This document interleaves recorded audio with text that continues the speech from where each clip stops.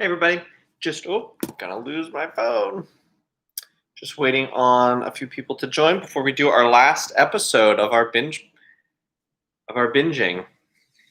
We're gonna do episode 6 of season 3, labeled 306, called Companion. It is in the YouTube playlist for season 3. So go ahead and get that queued up. We'll take a little bit before we get started. So thank you for joining all these watch parties over the last few weeks. We started this back in April for season 1. I had Will and Matt jump in to say hi. Over the months, we've made our way through all of the seasons. And this is it. This is the last one. This is the end. So, I do have hope that one day history might return in some capacity. Hi, Black Widow.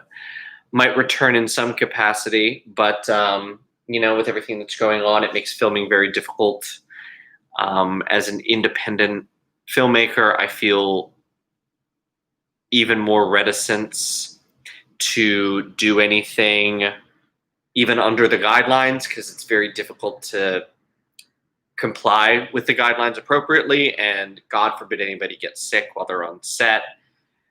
It's just a risk that I feel very cautious taking. So I think it'll be a little while before we could actually do anything with history, the new movie, other stuff. So, but we will see. Everything is a wait and see. I feel like everything is just on pause right now, in all respects.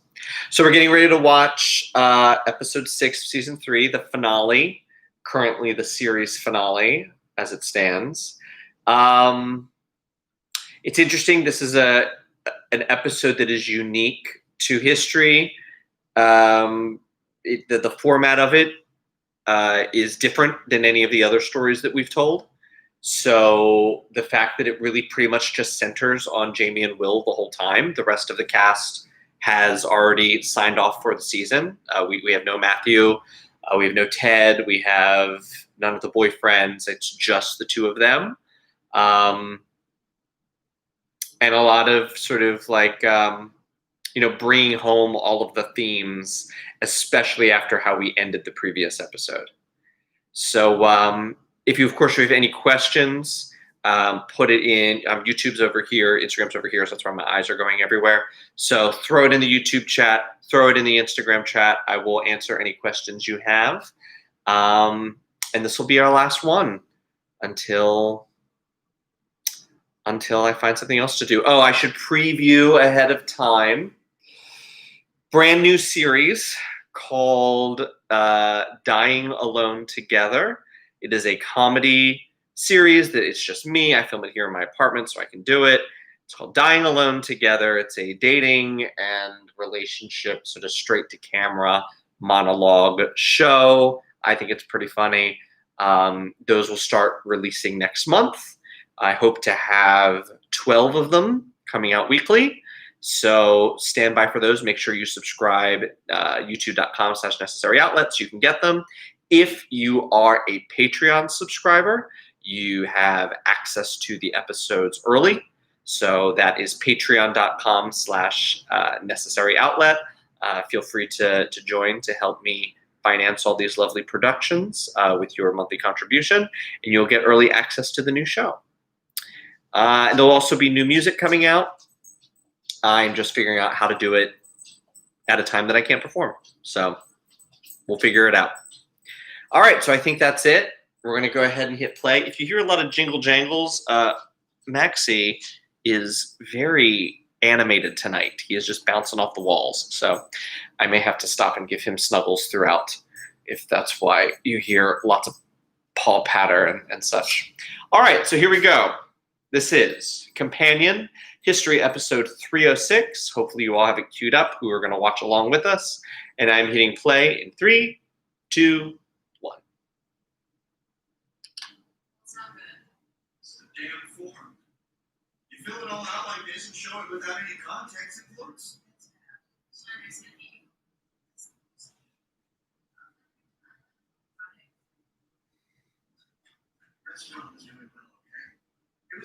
So we did this in one, with the camera movements, we did this in one take, which was really great. I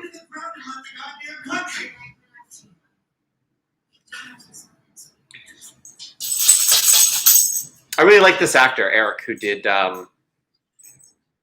this. And also, there are a lot of camera framing moments. So that's the dad looking out the window. There's a lot of visual references in this episode that get repeated by Jamie. So I was hoping that those would be noticed, that the audience would, upon viewing them, notice, or going back and rewatching, noticing a lot of similar visual elements mirroring Jamie and his father, because we know that one of Jamie's greatest worries is becoming his father. So I wanted to show a lot of parallels between the two. I mean, they even have the same name.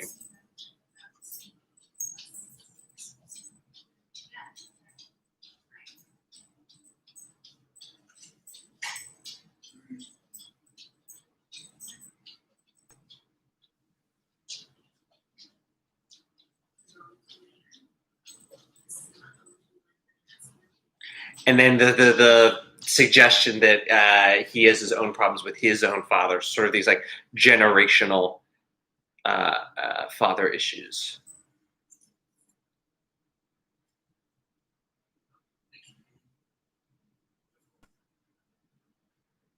So this is our second car scene with Will this season. So obviously, when you rewatch this, you, the viewer, now knows what's actually going on. Will doesn't. So this conversation and how it's sort of stilted and how Jamie responds to certain things and how he's cagey because he hasn't really told Will exactly what's going on yet. Hopefully, it provides an extra layer upon rewatch to know. Spoken over the year, he decides on send a close friend an email. I guess an old time he was lost as well. Writes all these parchment, ties to a pigeon, sends him the fucking knife on all.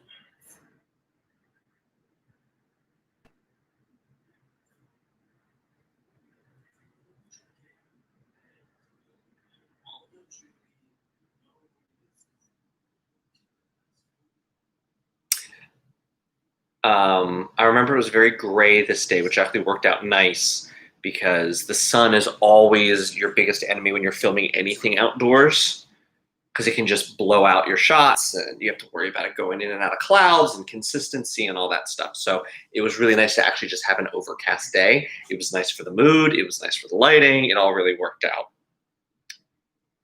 And we filmed all of this location stuff, all the Will stuff, all the stuff inside this house on one very, very long day.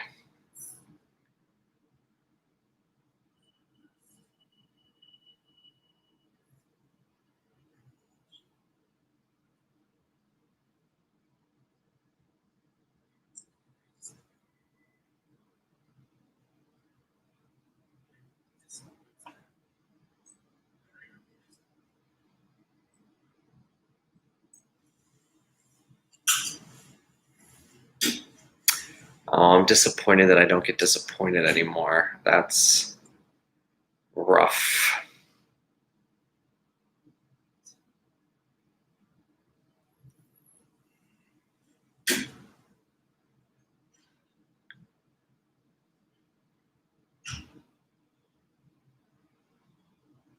So we haven't seen Jamie and Mac together yet this season. We just know that. Hello, my name is Dr. Oh, I got interrupted by an ad on my own show. If you're looking for a chiropractor. Okay, I just skipped the ad. So I'm at the part, Jamie and Will and Dad and Mac have just converged. Oh, my hair looks good in this. Guess I was just too busy. So I mentioned on other videos, it's funny that the actor who previously played Mac in the previous season went to college with this Mac, and actually know each other. So like talked about the fact that they were playing the same role, or one had taken over for the other. Church. She's not religious. So you're meant to think that Oh, yeah, that's right. that Julie is not religious. Why is she doing a church ceremony? And it's really, it is what it really is. Well, look, I like you a lot. Not the fun.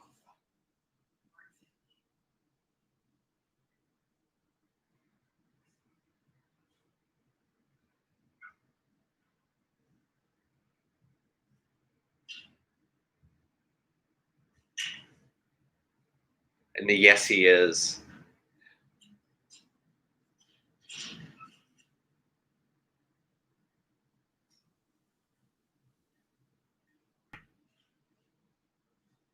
I can see you having Star Trek toys spread all over this house. Upstairs was the Enterprise. Outside was the Alien Planet. The house was interstellar space. Makes sense.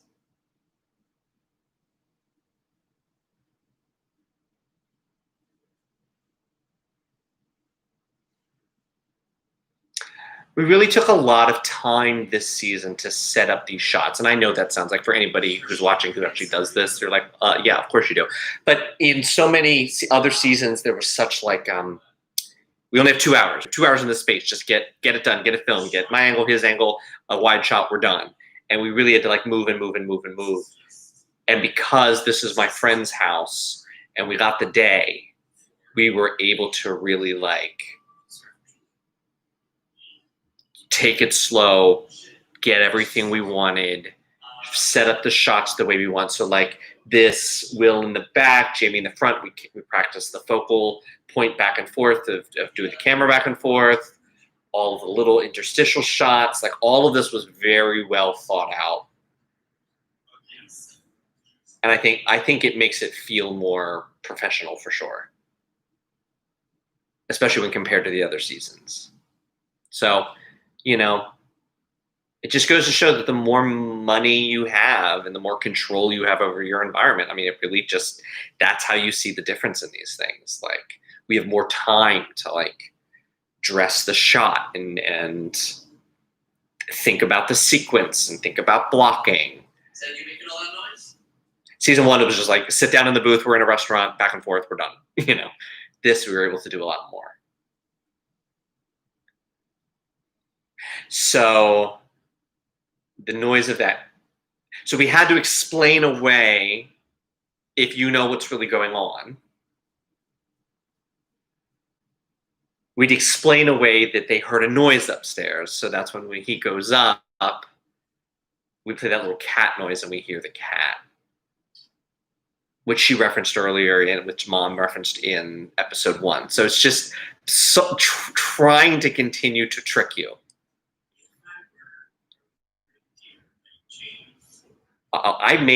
So those are real pictures of me as a child in that photo book. And then I remember making that reindeer, like as a 35-year-old man, making the reindeer and like. So fucking gay. Oh, yes.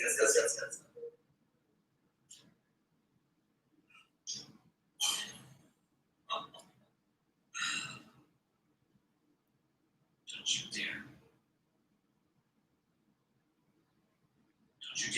This was at the end of the day and we did it straight through. We did this whole scene with Mom, one take after another, full way through.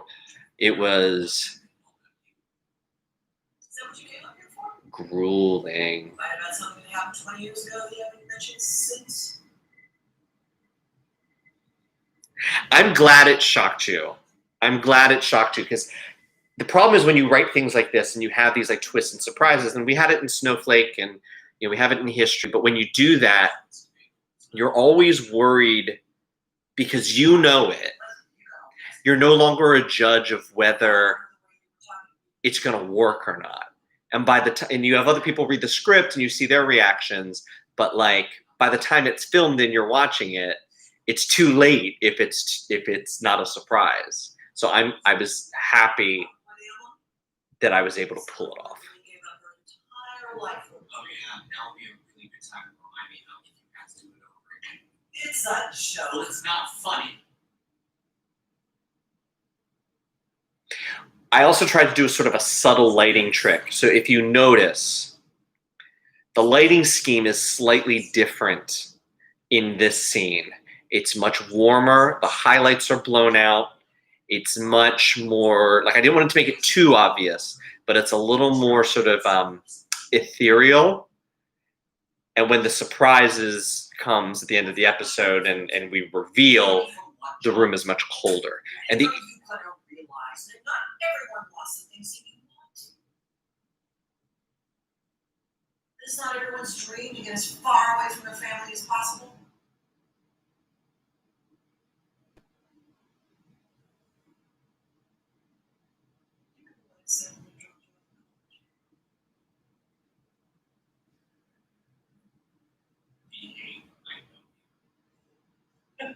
which is what my mother said to me when she dropped me off at college. Behave, I know you. As mom, I'm obligated to love my children, but I don't have to like you.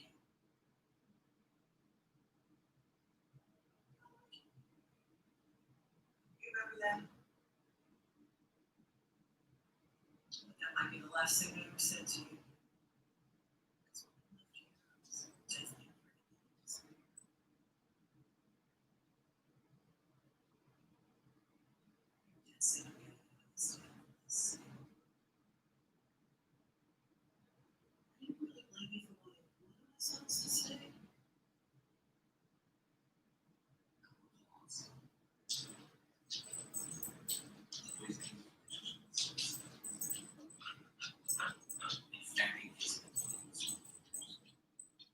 You think you're so frail, you could possibly regret that you also does that. No, are you seriously comparing me to my mother-in-law? Well, all our love and grief and stress from our parents associated with our parents. Our fault, and he's always been a jerk for us. Keep that around. Fucking Meryl Streep. So there are all of these little anecdotes that we hear, not only in this, a lot in this episode, but through other episodes about other pieces of the family that work the same way. And I wanted to sort of lay in without having to do the like film it, show it, more flashbacks, more cross references, more flashbacks, but to show just how the entire Ford family operates and how that has informed Jamie. I can't believe there are this many ads in this. I didn't set it up this way. Hope YouTube's making a lot of money. I just skipped another ad. So Jamie just sat down and he's starting monologue number 3,420.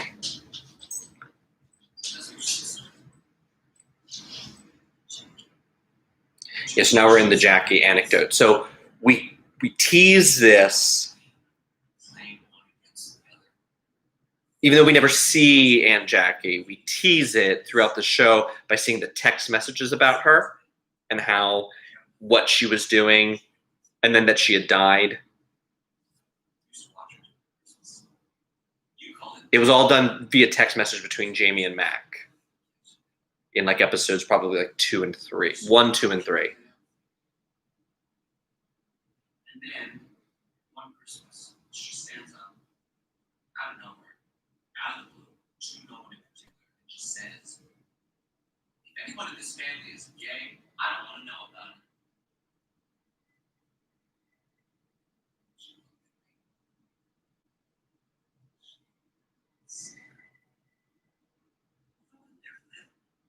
Well, it was also the time when she told me the reason I was picked up in school was because you and Dad had raised me to be a real man.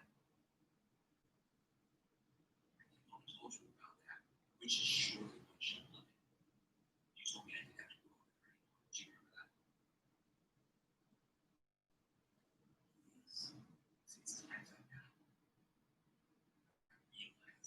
Kathy and I had great chemistry, I think. I remember her audition. I remember really liking her just as a person, in addition to as an actress. And I'm glad it reads on camera, because you never know. You never know if it's going to read or not.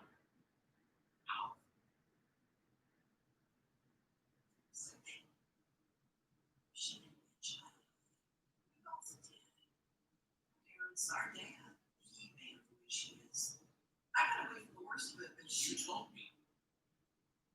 I ever turn out like that. I ever become like her. Don't you shoot me. If this would have been a bigger show, we would have had another episode really digging into that, like the sister relationship between mom and aunt. If this were like a proper season, like a 10 or 12 episode, that would have been a show for sure.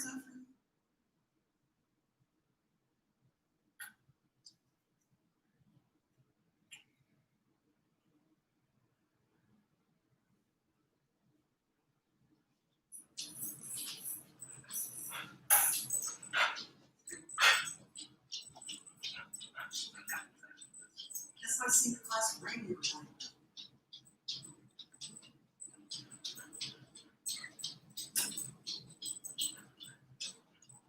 How long have you had this?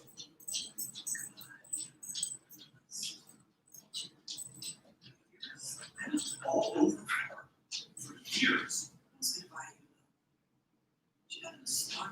So we see in the flashback where we see young Jamie, him playing with that specific toy.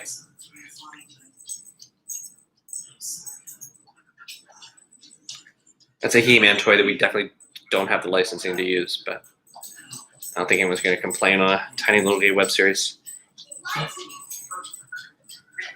Oh yeah, here it is. So Chandler was the little boy who plays young Jamie. Came and did a day of shoots to do all the scenes in this episode. He was delightful. He was so sweet, and so everyone loved him. His mom was great. His dad was great. Yeah, it was just very sweet to have him. So we bought all those toys, and they were all kind of retro toys to fit the time period. And so when he left set, I let him. He was like, take whatever you want. So he took a couple race cars, I think.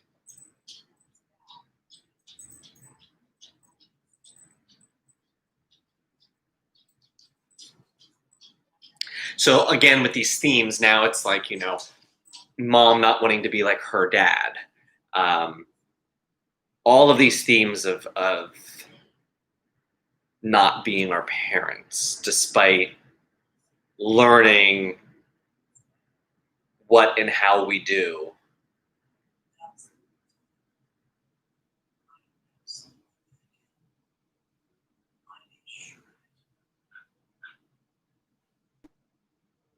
From them. Sorry, I got sucked in.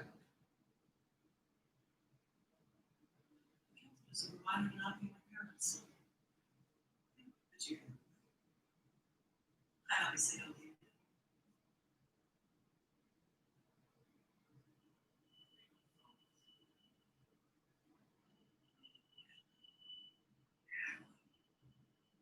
Down the street now,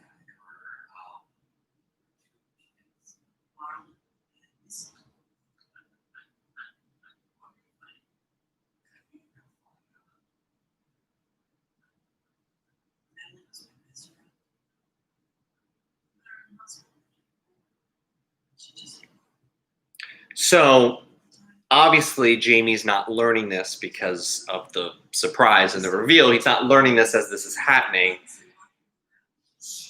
What you should be thinking is that as he's sitting there in that room, he's like thinking all these things over. He obviously learned this or knew this at some point, but it's being played for the audience as a discussion with his mother rather than him sort of recalling and remembering and thinking about all of this. Sorry, Maxie is flipping out. Baby, baby, baby. We'll go right after this. His stomach's been upset. I think he has to go. Very soon, maybe. You wanted to know why you were so fucking poor, and I knew we had the restaurant. It's nasty. Such a fucking campaign. Is that fun? Businessman. 70s.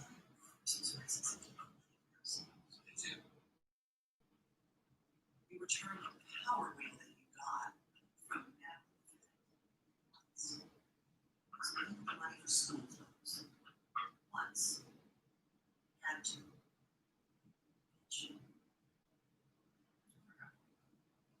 Oh, yeah, I just managed. I lived down the block for years.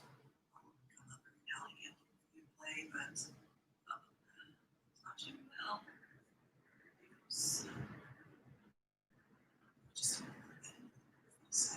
So this is the moment where he realizes that he hasn't become his father, but he has become his mother.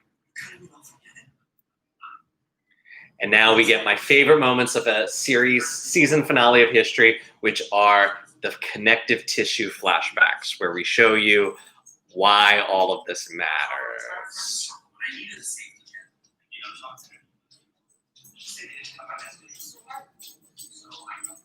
I'm done. And I trained myself very hard. I'll walk away from you. I love that part of the editing process, because I know I'm going to get to go back through the old episodes and find like fun little nuggets. And it's always just nice to revisit that footage. Try not to come back. Make sure it's the smartest person in the room. Always have money. And it turns out,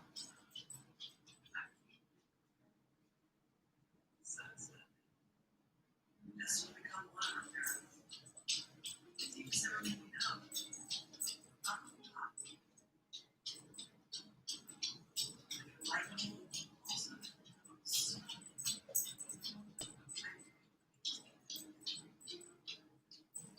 We finally hear the full theme.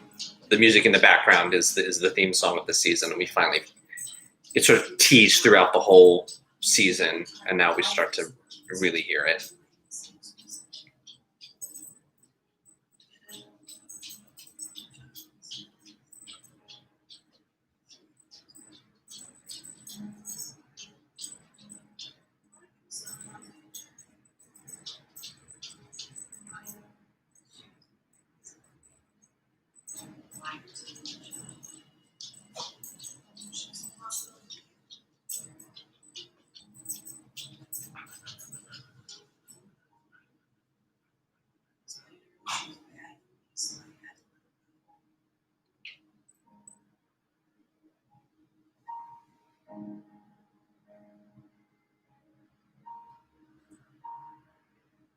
I'm really in the right mood, so excuse me.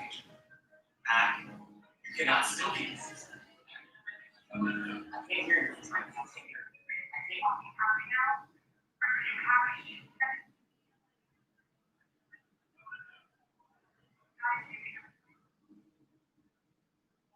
Are you okay?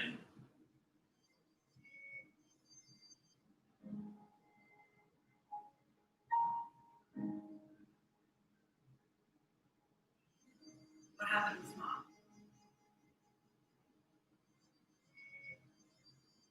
So, it's not the same person for me. I understand.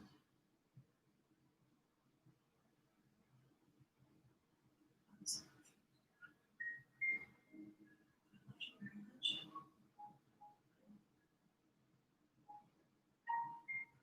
You know. And then we have the lighting change.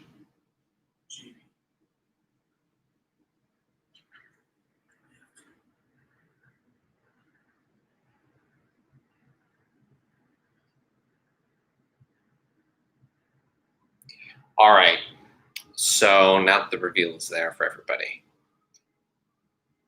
this next scene the church. I rented a coffin from a prop shop in Brooklyn. I had to get a truck to pick it up, and I picked it up alone. So there is a reason that coffins are carried by 6 people. I wrap it in a blanket. I'm able to get it in the truck. I get it home to the apartment. I'm thinking, I'll keep it wrapped in the blanket. I'll store it in my apartment until the next day, which is when we were shooting it.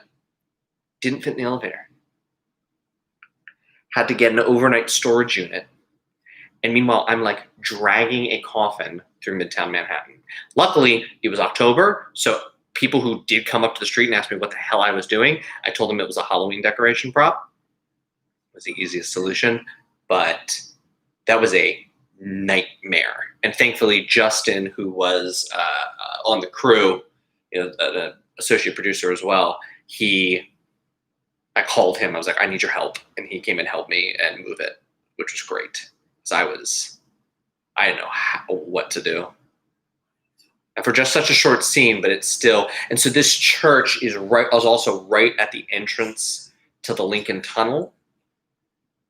So it made traffic, like this scene was supposed to be outside, but it was just too busy. So we had to do it in like this little vestibule, which I think actually works with the lighting.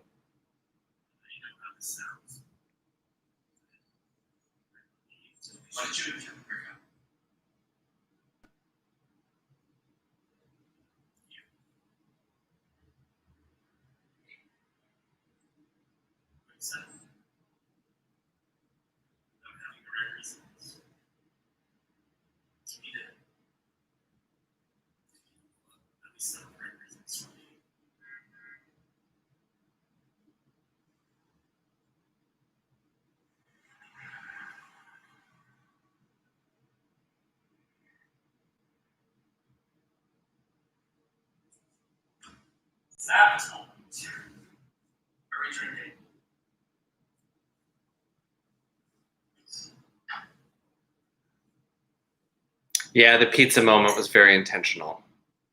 I wanted to have them having pizza.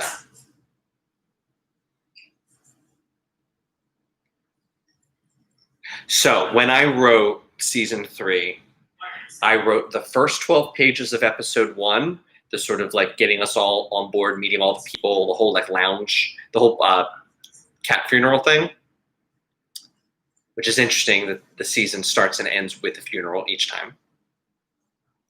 And so I wrote that scene, and then I wrote this scene because I knew this is where I wanted it to end. And when then I was done with that, then I, filled out throughout the rest of the season. But I usually write the first scene and the last scene first. And they change. Like I go back and make tweaks as things develop and change, but I like to nail those down and know where I start and where I end, and then flesh it out in the middle.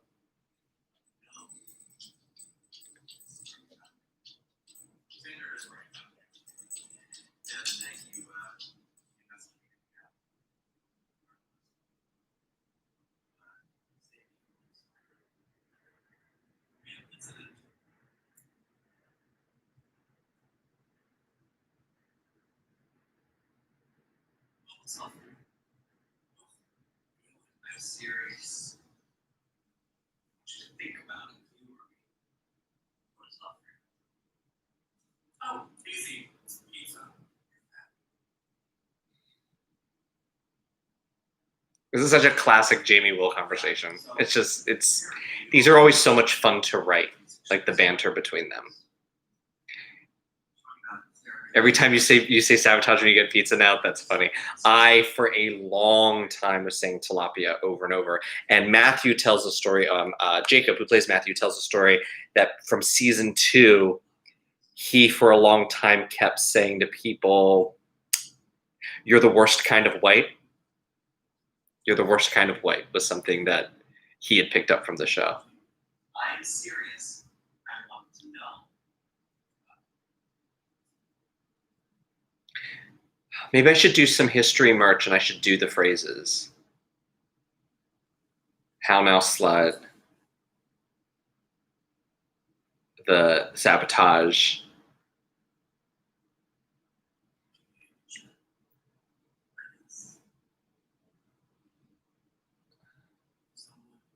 tilapia. Something else. The Hunger is Real from season 1.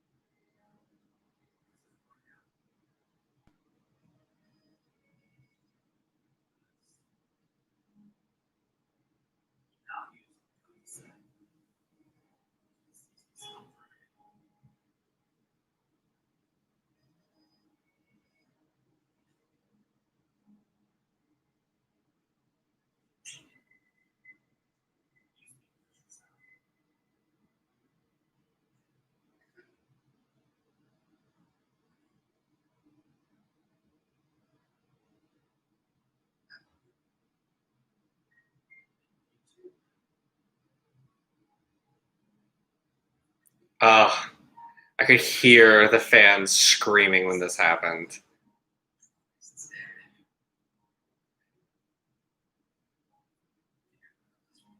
I figured this you probably knew was coming from a couple episodes ago. So I'm glad I at least surprised you with the mom thing. Because this, I felt like, if anything, you should have felt that this was coming.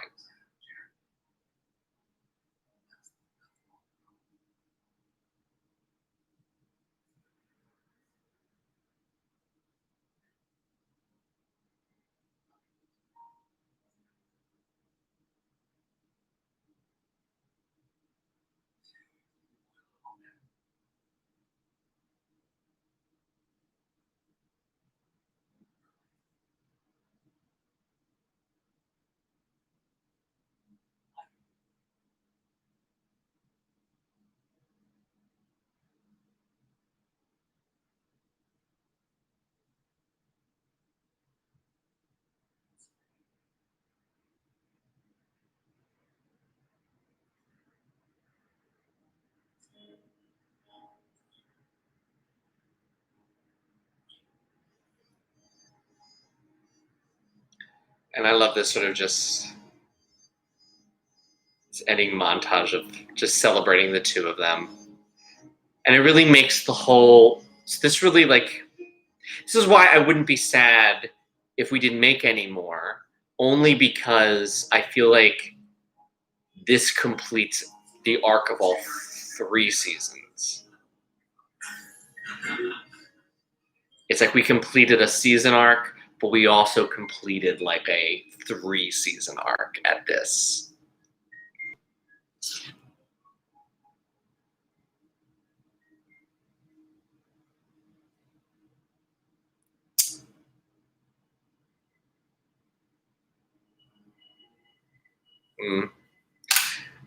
Man, you know, I'll just talk a little bit before I sign off about just, you know, having now all summer watched all 3 seasons with all of you. And thank you for all of you who attended or watched later when I reposted it on YouTube. Thank you.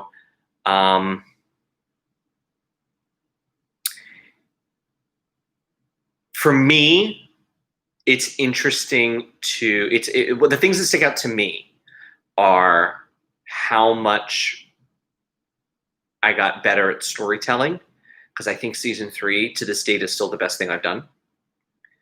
I think the acting just took major steps up each season as we got more and more comfortable with what we were doing, and got more and more support on the crew side, so people weren't really wearing like multiple hats and really able to focus, especially in this last season where there were so many more scenes where I wasn't in it, so I could focus on the behind the scenes and take a break here and there.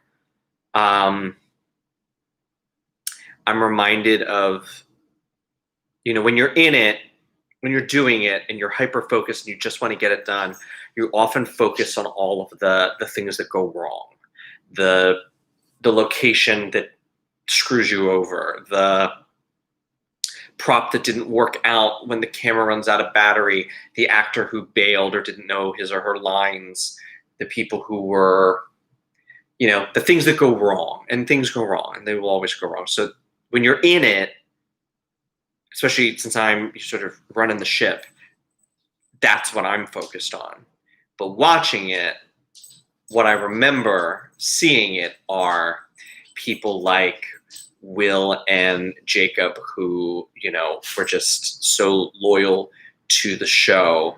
Andrew Lipson, who was a godsend and saved us by being our emergency replacement Jared, and ended up not only just being such a joy and a help on set, even in scenes he wasn't in, but then flew back from LA each season to have a little cameo, and he's a straight dude. He just really liked working with us, and I think he liked the show and the content, and he was just so lovely. And the fact that Jacob, who had moved to LA before season 3, flew back to film the show. I remember, the production crews on each season, especially season 3. Justin in particular, Justin Schlabach, who also helped me film Snowflake.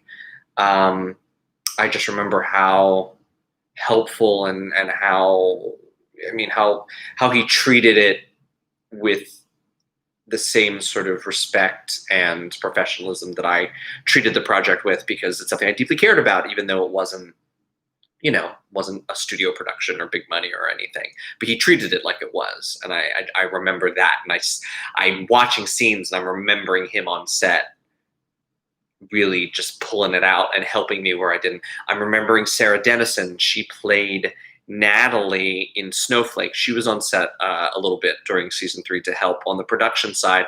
And I remember her seeing when I was too tired or unfocused because I've been working too long, and she would force me to go into a room and eat and force me to take a nap. And I remember her sort of like making sure I took care of myself while doing all of this.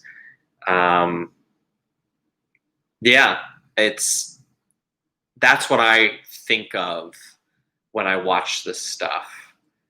And, it's bittersweet because these are hard. This is not easy. This is hard to make, and you don't always get the things you want, and nothing is ever as successful as you want it to be. But when season 1 finished and I started getting fan letters, which is nothing I ever thought was going to happen. But when that started happening and the subscriber base just ballooned to 1,000, which I know in today's YouTube isn't that big, but I was not expecting this to do anything. I was just doing this for myself. And when that happened, and it gave me the fire to make another season, and then we're up to 2,000, and then we're another season. Now we're up to 4,000, and just seeing the fan base grow, seeing the responses, seeing the comments, watching you watch it, seeing the numbers go. I know I still have a very long way to go, but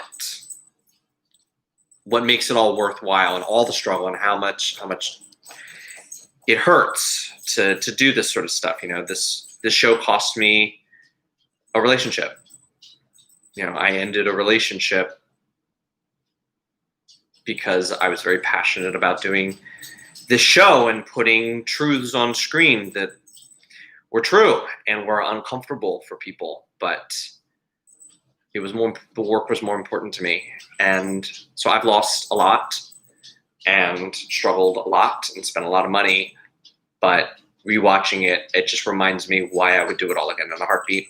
And a lot of that is because you guys love it so much, and you watch it and you write lovely comments and you write me lovely letters. All right, I could ramble on and on and on and on, but Maxie has been pacing back and forth because I think he needs to poop. So we're going to go and do that. Thank you all for joining us. We started back in April, took a couple breaks as life went crazy and pandemic went crazy.